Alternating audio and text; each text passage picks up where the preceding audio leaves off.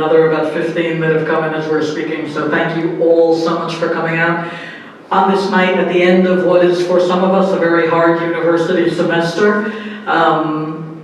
But it's a treat to see anybody here after 6:30 p.m., so thank you very much. Tremendous thanks also to the Gilbert Library and to my friend and colleague there in the back, Kendra Bruning, who's going to be filming me. So nobody jump in front of me and make funny faces, because Kendra will catch that for immortality. And if you want to put either of us in prison after this lecture, please put Kendra in prison first, because she did the visuals. Okay. Welcome to everybody. So we weren't really that sure what type of a reception we would get for this lecture, because the subject can be a little off-putting. Visions of hell. All right, it is not ostensibly a cheerful subject. On the other hand, let me say it in no way has to be half as morbid as some of you might have thought. Kendra and I were talking about this on the car, on the car, yes, we were both sitting on top of her car, in the car, on your car, in the car, as we were coming, and we've spoken about this before on other occasions as well. The images that we often have in our culture of death, or dying, or heaven or hell, are often stereotyped images from 19th century Gothic novels, which have ended up almost taking over the popular imagination in a weird way. I do have a little bit of a theory about that, which I have often bored Kendra with on days when she's desperately trying to work, but I'm in the office right next door to her, so I can come in and expound my theories to her. Because there was a tremendous influence of 19th century literature, extremely morbid late 19th century literature, on the first major filmmakers in the United States, those who founded Hollywood.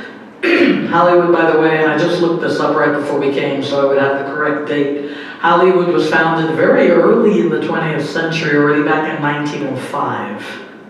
And there were actually tiny film collectives there even before then. So if you look at it, those who founded Hollywood, which gave us this treasury of horrendous images based on death and dying, and the type of terror of the afterlife, these people would have grown up, brought up by parents who were raised in the 19th century, in which that Gothic, very gory literature predominated. What's interesting is in all cultures throughout the world, the farther back we go when we study the cultures, the less morbid and the less frightening the idea of death and dying and a passage to the other life become. So the first thing I'm going to ask all of us to do is consciously shut your eyes for 1 second and think of every stupid image you've ever seen in the movies connected with monsters, death, and dying. Okay, now open your eyes. Just get it out. Erase it. Because these are images which have everything to do with commercialism or everything to do with a rather sick strain of 19th century, late Victorian English literature, and very little to do with the way people viewed death and dying before. So images of monsters and eternal torment, etc., have a lot more to do with, I would say, twistings of world culture that came about in the 19th century, rather than what the cultures actually say. That's point number one. Point number two is, while you're not going to see anything horrible visually, you're not going to hear about anything horrible either, I would also ask you to a certain degree, as much as you can, look at the idea of death very spiritually, without fear, because strong spiritual base gives you the ability, whatever spiritual base you have, where people here of all religions, Christian, Jewish, Muslim, there may be a Buddhist person here, there may be a Native American person here, we have all sorts of different ways of accepting spirituality. We may have a Muslim, we may have a Hindu. Whatever way feels good to you is the way you should look at life and death in. Because fear and the connection with fear and the idea of an underworld, or fear and the idea of death, are the negation of spirituality. Death is not an easy thing. Neither is life. And before I start this, the final thing I'm going to say as an introduction is that there was a magnificent, low-budget, but truly magnificent film that was produced in the South American country of Chile back in, it was 2011. And the film, which I would recommend to everyone, it's a bit of a masterpiece of recent Latin American filmmaking, is called, if you look it up in Spanish, La vida me mata, Life Kills Me, and in English it's called Life Kills Me. And it is a brilliant and very funny and very compassionate discussion of what happens to us with our imaginings about death, and how the imaginings of death are infinitely worse than life and death itself. And I think this is a very important point to deal with, because of course things like life and death frighten us. They are major issues. They are the only issues to a certain degree. But that doesn't mean that we have to make them worse than they are. Okay? And so as we begin our little tour around the globe, which is a funny tour, it's going to start in Latin America and end in Latin America, but it's going to jump to Scandinavia in the middle. Because we're going to parallel Mayan and Norse and Incan conceptions of hell, and then at the very end we're going to jump to Judeo-Christian conceptions of the next life. But I want to give you what you don't know before we go over a bit what you do know, because that's a bit more interesting. So visions of hell and other underworlds, nobody's scared, we're all okay, we're not thinking of stupid images Hollywood gives us to scare us and get better ratings and get our money. Okay. Has anybody here ever served on a professional or academic committee? There is no worse conception of hell. And I want you right now to think of the most annoying committee you've ever been asked to serve on, and imagine what you would feel if that was your fate for eternity. Forget the worst horror film you ever saw. Nothing will compete with it. So, welcome to Central America. In the great Mayan civilization, a civilization whose 6.5 million descendants are still very much alive and very much with us in a living, breathing Mayan culture, the ancient Maya, and the Maya through the 16th and 17th century, and the Maya now, have a fascinating conception of the underworld. This world was wrongly translated as hell, but that's not what Xibalba means. Xibalba, in the Quiché Mayan language of Guatemala, means literally place of your fear. And I think that's rather fascinating, because there is no hell as bad as what you fear. And if you think of yourself psychologically having to confront your fears, whether it's somebody who rejected you in love or work, or a friend who betrayed you, or a nasty coworker, that's not a hint, Kendra, or a failure you've had to confront, this is the worst type of hell. You know the great English poet, John Milton, who said man's mind can make a hell of heaven and a heaven of hell? So the Mayans believe that what they call the underworld is essentially the creation of your fears. And your fears can create something very real. But in the Mayan conception of this underworld, and we're going to go through the elements of the underworld, everything is summarized by the committee. You see, when you get down to Xibalba, where all souls must go, all, after you die, you are not greeted by one person, you are greeted by a committee. And you are interviewed by a committee. And I repeat, if you've ever gone through this, you know this is hell. And fortunately, the Mayans have a very different conception of their gods, who in Mayan tradition all equal one God.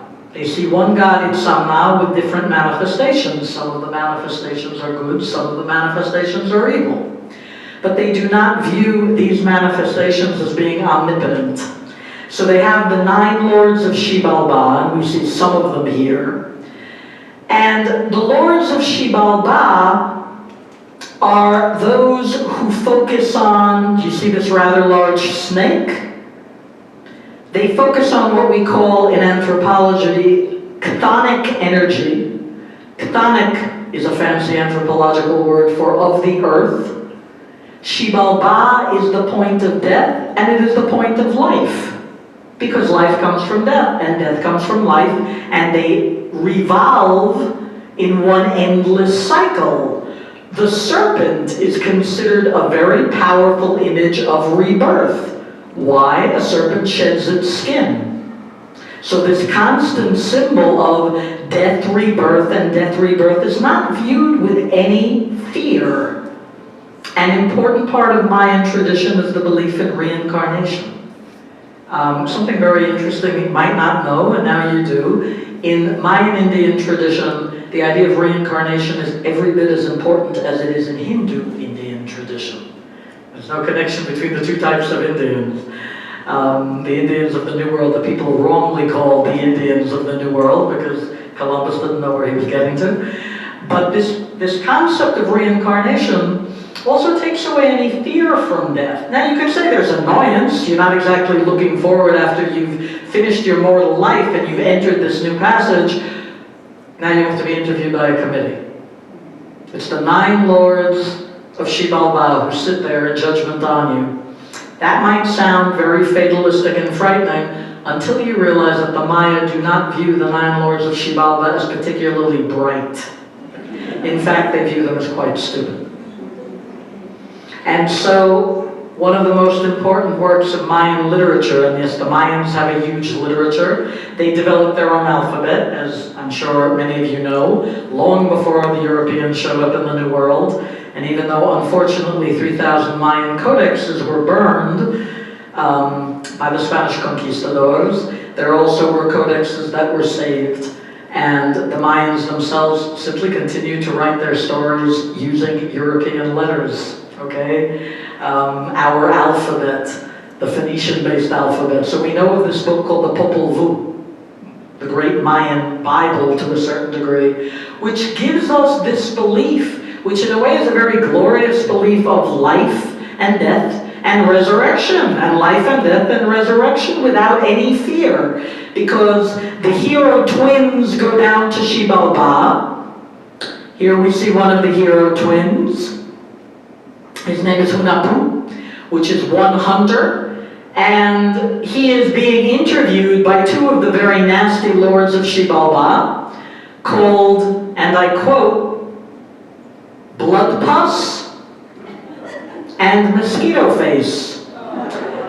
And the Mayans are already telling you that because as you read the names of the lords of Xibalba in the Popol Vuh, you will not take them seriously because the Mayans laugh at the illusion of death. For the Mayans, death itself is an illusion. And as long as you are trapped in that endlessly recurring illusion represented by the snake, you will not differentiate, or excuse me, you will differentiate between life and death and life again, when it is all simply one continuing existence. Now, you know, when Europeans would ask the Mayan Indians, well, do you believe what's written in the Popol Vuh? Sometimes the Mayans would say, well, do you believe what's written in the Bible?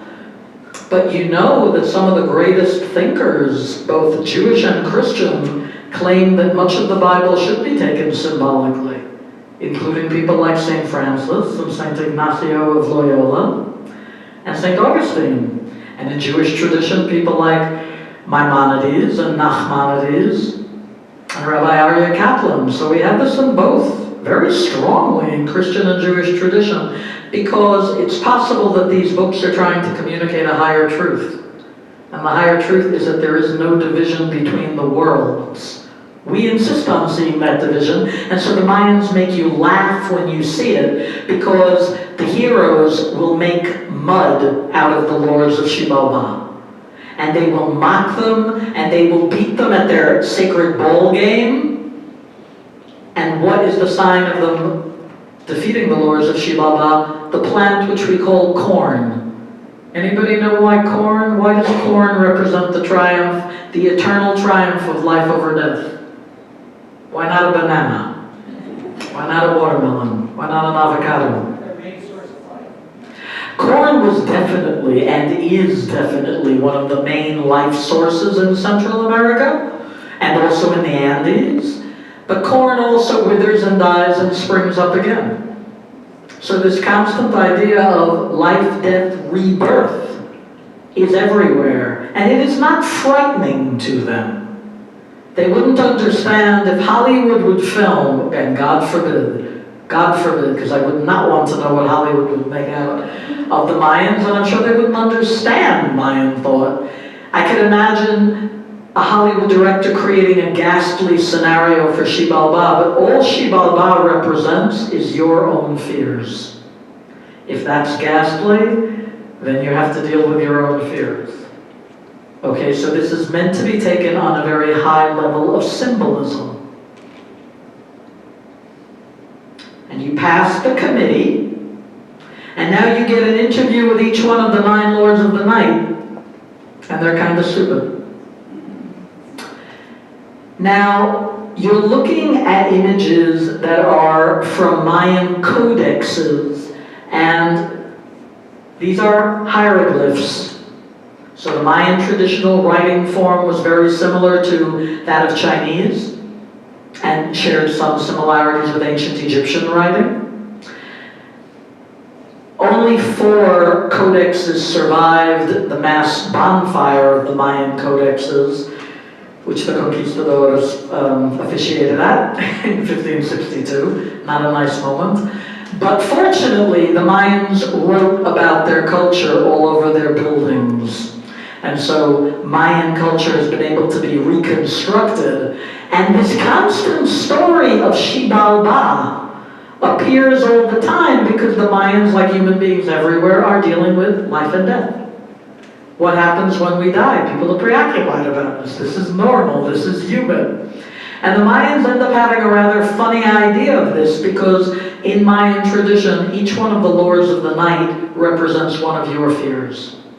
So how do you liberate yourself from Xibalba? You have to confront your fears in life.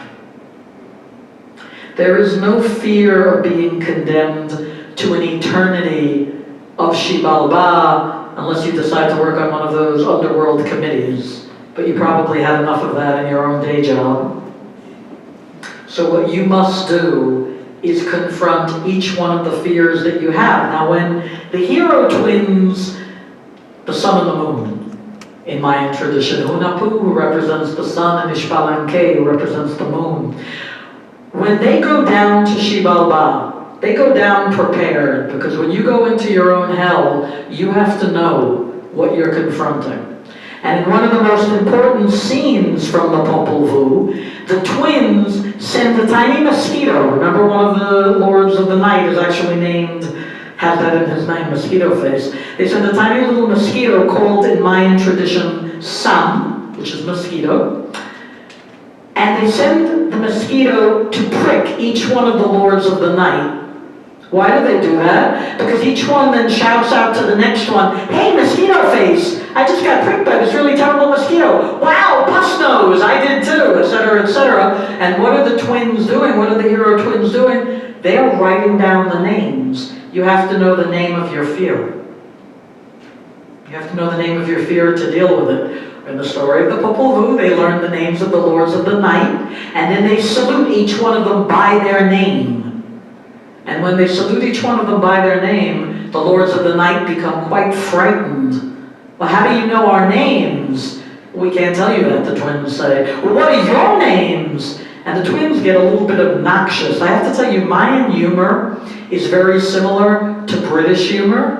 It is very dry. It's a little bit condescending.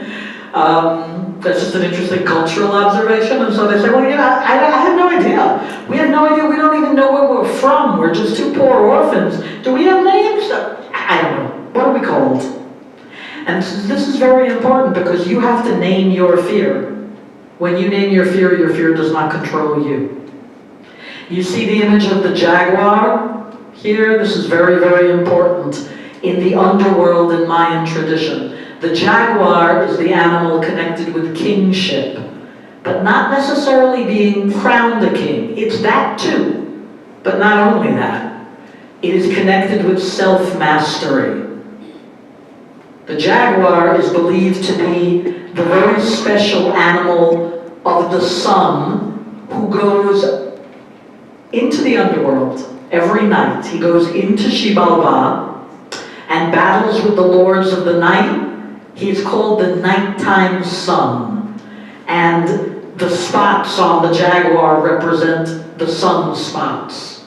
And then the jaguar finishes battling the lord of the night and comes back up and goes to bed in the morning. So the jaguar is the nighttime sun, the sun in Xibalba. That is the jaguar. And there's a smaller, much more humble little animal, and you see him here, called Chapat in Quiché Mayan. He's a caterpillar. And they also believe, and this is a beautiful idea, that the second animal that does battle with the lords of the night and defeats them and enables you to live another day is the tiny little caterpillar. This is a land-based animal, right, crawling on the surface of Xibalba. So you have the idea of the strong jaguar and the tiny little caterpillar, all of them doing battle with their fears, okay? And they, by so doing, help you to celebrate another day. So the Mayan Xibalba is a temporary hell. It's a hell based on, to a certain degree, whatever your mind determines it to be. And the final slide for our Mayan friends before we take a long trip and jump off to Northern Europe is one of the most famous images in all of Mayan art. And if you haven't seen this before, let's start there on the left with that amazing image of King Pakal. King Pakal, one of the greatest of all the Mayan rulers. When you visit Palenque, okay, in Mexico, you'll be able to see his great site. Pakal accepted, as every Mayan did, that on the journey through death into life again, he would pass through Xibalba. Not at all afraid of it. Everybody has to go through Xibalba. The lords of Xibalba are dummies. We won't let them frighten us, and we will be reborn again into the light. And so notice you have Pakal lying on his side, lying on his back. Here, I'm going to point this out. There is Pakal lying on his back, on the jaguar throne. And from Pakal's stomach comes a tree, which is also sometimes called an exfoliated cross. And it symbolizes the reascent of the soul up from Xibalba, past the middle world where we live now, it's called Ulu, and into the beautiful heaven of the Mayas made out of jade called Kan. And the souls go up and down on this world tree. Now, look what I just said, this world tree. You're going to find this belief in Cabalistic Judaism, where it's called Eitz HaChaim, the tree of life. You find it all through Mayan Indian tradition, where it's called Yaxche, the great tree of the Milky Way. You will find it in Irish and Welsh Celtic tradition, the world tree uniting all the different levels of underworld, overworld, middle world. You'll find it in Scandinavia. We'll see the same tree again. This idea of the tree uniting all the levels of the universe comes from the tree's being itself, because the tree seems to traverse all three worlds. The roots in the underworld, giving us strength, the trunk in the middle world, where we live, and the branches up to heaven. So the tree is always the symbol of immortality. Now I must tell you, there's a rather daft theoretician by the name of Eric von Daniken, slightly crazy fellow from Switzerland, who, not knowing much archaeology or anthropology, decided back in the early 70s that everything comes from outer space. And without knowing Mayan iconography, and he had never studied Mayan tradition, he looked at King Pakal's tomb and said, obviously, it's an ancient astronaut. It's not an ancient astronaut.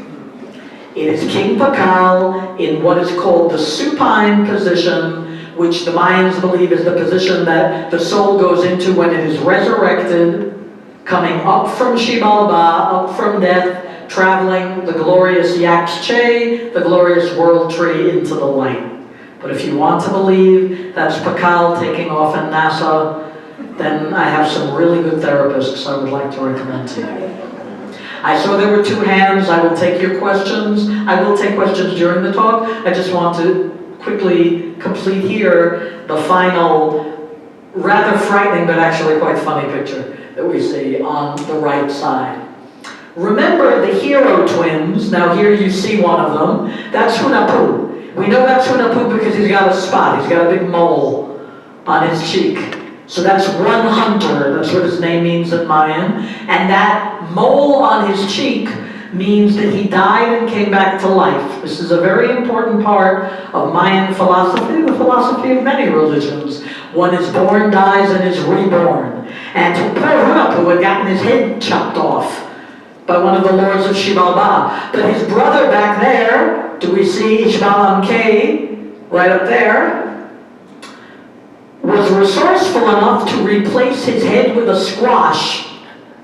And with a little bit of help from a rather magical rabbit and an equally magical coati, if you don't know what that is, go Google it. It's an amazingly cute animal that we have all over Latin America. They managed to resurrect Hunahpu.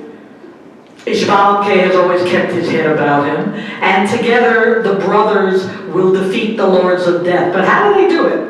What are you actually seeing in this scene? The brothers realize that to defeat the Lords of Death, the only thing necessary is to laugh at them. Make them realize that they're idiots. So Hunahpu and Ixbalam-K pretend that they are itinerant dancers. In Mayan tradition, there's a great love of dance and theater. And they had their own traditional theater long before the European conquest. And so they go down dressed as dancers. And they put on this kind of macabre scene where they take a dog, cute little doggy, and they sacrifice him. But they bring him back to life. And the Popol Vuh tells us that the dog runs away wagging his tail. So all of you dog owners, I owned the dog for 17 years, don't worry, the dog is cool. But the lords of Xibalba are not cool, and so they say to Hunahpu and Ixbalam-K, not realizing that they are the same twins that they had persecuted before.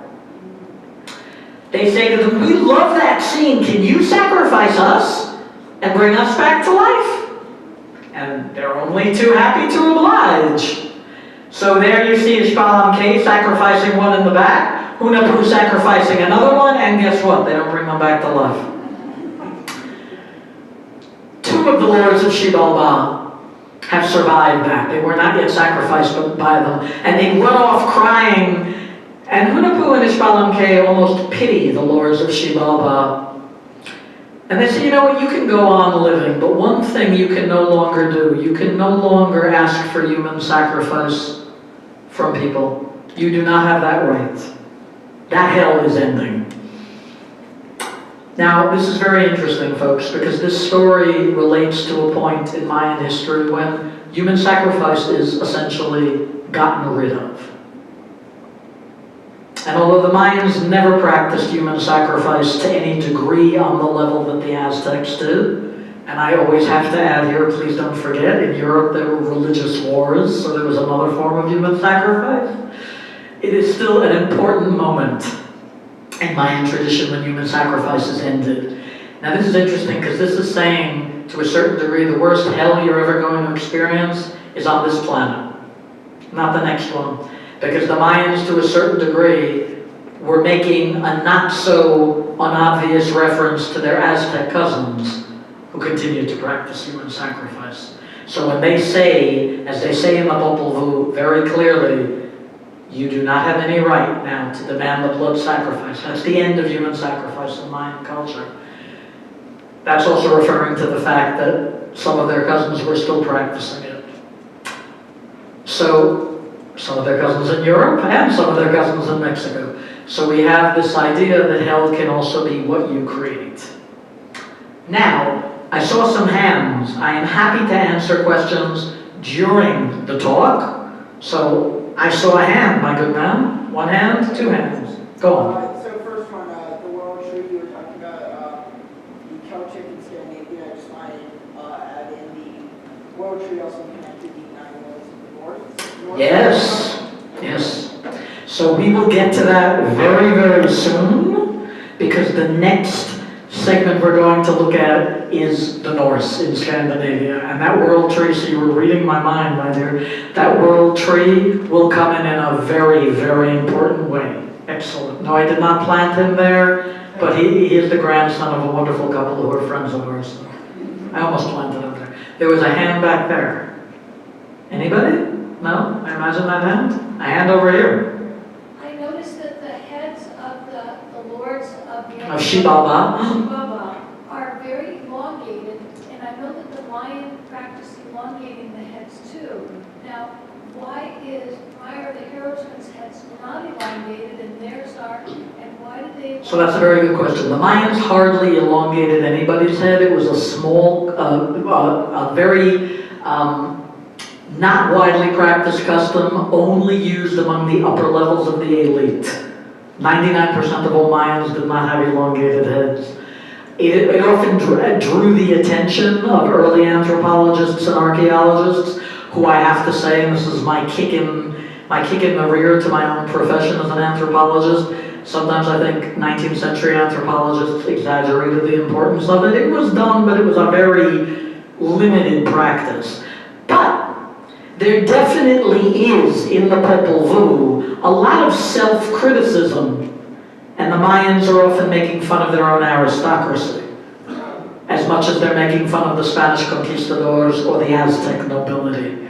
So the fact that you're seeing that, this is interesting because this is a modern-day picture, but it's a modern-day picture by artists who know their own tradition, and modern-day Mayans continue to draw, and that would be a visual dig at their own top 1%. Okay? Because the elongated head means you're very rich. So in what way do the words of Xibalba actually represent fears? Do they represent individual fears? Oh, they represent fear. This is a very good question. Prior to the triumphant story in the Popol Vuh of how the twins beat the lords of Xibalba, there's a whole other story I didn't tell, but it's intrinsic to the Popol Vuh. And that is the first pair of twins, their father and uncle, who go down to Xibalba and they're defeated by the lords. The first time it's a tragedy, because they're terrified. The whole message of the Popol Vuh is, after the deaths of their father, when they go down to Xibalba, it's not the way their daddy did. They go down looking at Xibalba in the face and kind of bring it on. So the fear can kill you if you give into it,